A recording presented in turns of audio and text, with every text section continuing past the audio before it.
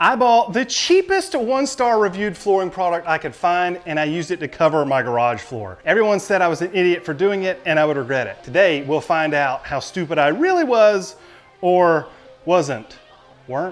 Spoiler alert, there are two huge problems and they aren't what you're thinking. Welcome to Hacksman, y'all.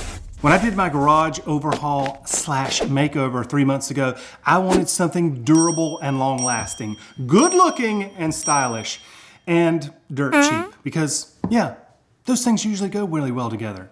Now, let me show you what I got. Voila. These carpet tiles were the absolute cheapest flooring I could find, and it's not even close. These were 79 cents a square foot, which saved me thousands of doll hairs versus using a more traditional or sane garage flooring. Now, like almost everything, they had some good reviews and they had some terrible reviews. Brooke wrote, "My general contractor asked me if these tiles were a joke or not.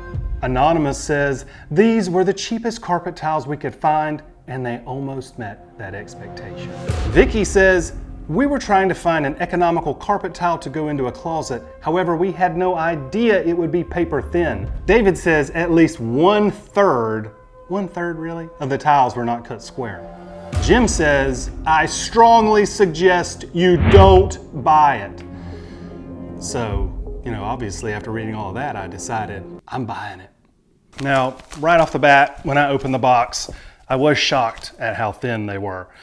I've used carpet tiles before in the past, and they were about 1/4 inch thick and much stiffer. As you can see, this is not at all stiff. But no worries, because that means they're super flexible and they'll probably stick to the floor even better. I'll just go ahead and remove the backing off of them here. Oh. Okay, so we've got a problem with the paper backing taking half the glue off. Well, I prefer to think positively, and it leaves half of the glue there. Let's get that one out of the way. Side note, you do get hairy boogers on your fingers from these carpet tiles, so anyway, little picking and flicking action for you. Let's try another box.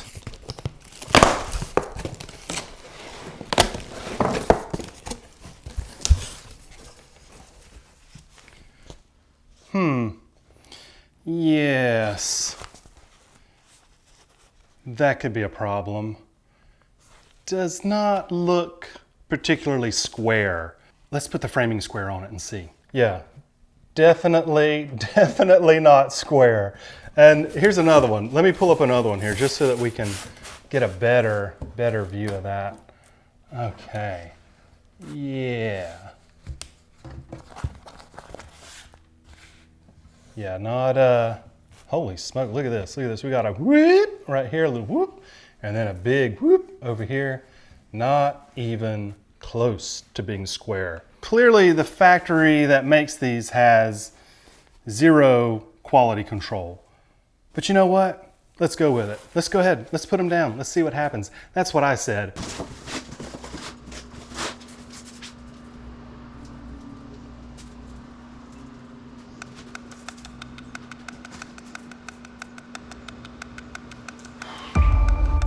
They're cut uneven.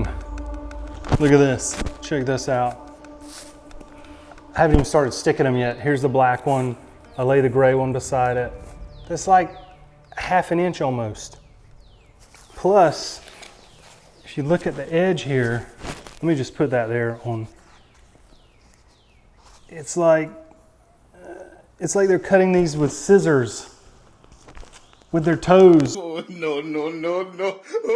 It took me a lot longer than I anticipated to lay them, obviously, mostly because of having to recut a lot of the tiles and trying not to pull the glue off of the back of them whenever I was laying them down. Now, luckily, once I had about 1/4 of the floor laid, the tiles were more consistent, and I just kind of learned how I could manipulate them and pull and stretch them better as I put them down. I also figured out how to pull the backing off without pulling the glue off. Honestly though, once they were down, I thought they looked pretty great. But almost immediately, I found the first problem, and I'll get to that in a second. Now, one thing to keep in mind is I don't use this garage to park vehicles. I use this garage as my shop or my YouTube studio. Now that means I'm cutting and sanding wood in here a lot, and that means sawdust. Sawdust was my biggest concern before I pulled the trigger on these carpet tiles, but I found a video on Stumpy Nub's channel where he spoke about laying carpet down in his commercial wood shop, and he was really happy with it. In addition to sawdust, when I'm working on projects, it gets messy and junked up in here until I can clean it up. Now this space is my loading dock, my prep station, and my storage facility all in one. I just finished a big project that made a huge mess in here, and so I figured it's the perfect opportunity to show you how it cleans up.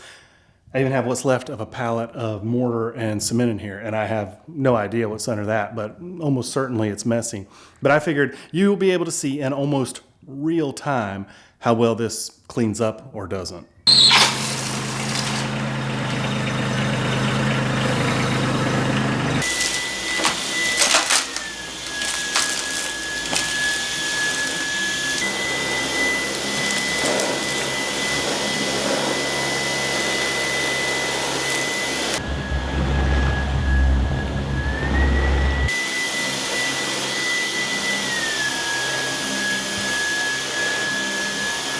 Close up down here. Get a close up, Kim. Close up right here. Ready? Are we ready? Yeah.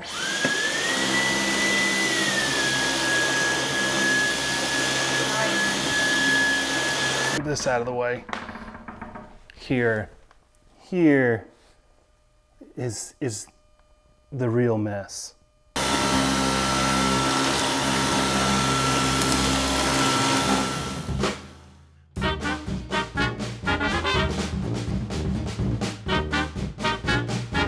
I ran out of vacuum power, so I did my best. But as you can see, it looks a lot better. Now, as Stumpy Nub said in his video, it does get dirtier than concrete, but I mean, it's just instead of sweeping it, I vacuum it. And if you leave your concrete floor dirty, you probably would leave your carpet dirty, okay? So if you're gonna be clean, you're gonna be clean, that's it. Let me get down here and I'll show you a close-up of this and we'll see how clean or dirty it really is. I'll be honest with you, that looks like it could be a dookie stain from a dog paw, but that was underneath the pallet, so I'm pretty sure that's some type of mud. Let's walk around here where it was really bad, and that is a lot better. But let's come down in close, yeah. So you can see the sawdust still does show up.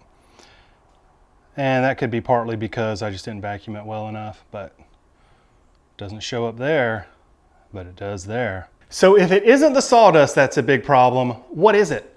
Well, okay, I have a German Shepherd named Storm and a Belgian Malinois named Havoc. And the good news is they only shed twice a year.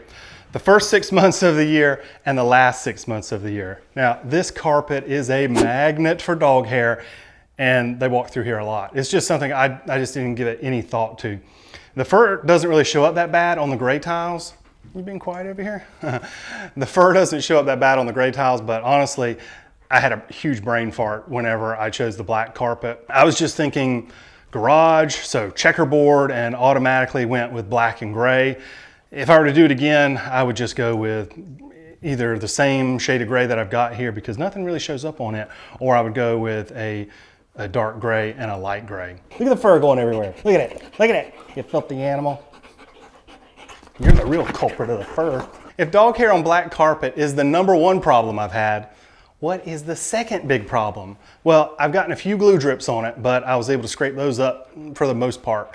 And something heavy like this table, okay, when I roll it around, it does leave an imprint in the carpet, but after a while that comes out. And because these carpet tiles were so cheap, I ordered extra. And that brings me to the biggest problem I've had. So how did this happen? This is a high traffic area. We walk through here a lot. But it's like, I don't know, did I set something heavy on here? I got a lot of heavy tools in here. Did I drag something across it? I don't know, something pulled that up and there's just no stick left to that. There's no putting that back down. So we'll find out how easy these are to replace, since that was always my original intent with this, with it being so cheap. I bought a bunch of extra tiles. Let's see how hard it is to pull up. Okay, not very hard. I mean, it sticks good. What's weird is when I'm pulling this up, none of the glue is coming up. The glue is staying down. So the trick with this is to peel it very slow.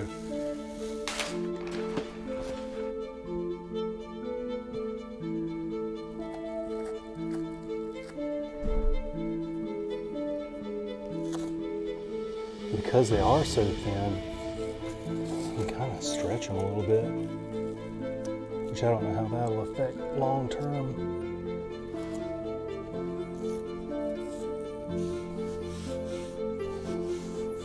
There you have it. I mean, that's not bad. Oh, and you see more hairy boogers. So gross. Let me roll these up. I'm just gonna put them up underneath here where I keep my other boogers. Ew, Adam. So what could have made that carpet pull up? Surely the answer must be out there. Surely we must be able to figure out what could have done this. Okay, I mean, like I said, his name is Havoc. I left him out here for about 5 minutes one day while I was doing something, and nothing puts joy in his heart like scratching that carpet like a lunatic. I think he thinks the rabbits hide underneath it. So I'm 99.9% sure that that he scraped that up like that. Yeah, I don't have anything for you, dude. So I think I've just realized that, in fact, the problem isn't the carpet at all. It's these two. But I think I'll keep them anyway. And I think I'll keep the carpet. Now, if you want to see how I saved even more money on this garage makeover and how I put a ton of storage into a tiny space, check this link out right here, and I will see you next time. Right, good, left, good, left, good. Is it pretty? Good. Wait. Yes.